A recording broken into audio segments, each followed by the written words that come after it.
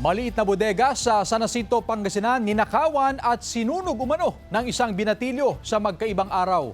Tutukan sa report ni Jewel Fernandez. Sa kuha ng CCTV may makikitang umuusok.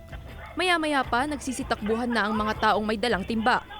Nangyari ito hapon noong Martes sa Sitio Sagor, Barangay San Vicente, San Jacinto, Pangasinan. Nasusunog na pala ang isang makeshift na bodega roon. Naglalaman ng stuffed toys ang nasunog na bodega. Agad namang naapula ng mga bumbero ang sunog.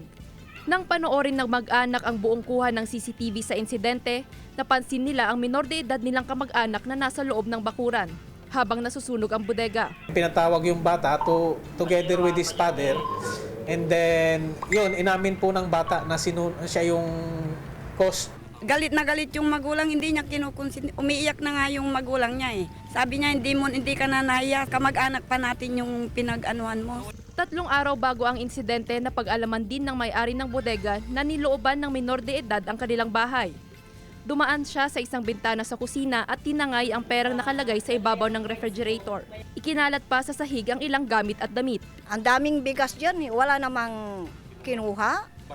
Basta yung mga bangles na mga gold, yung rose gold, pinagbabali.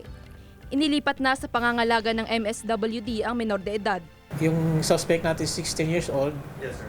With according to law naman, was na natin na yung minor na may discernment, yes, pwede pa rin siyang managot.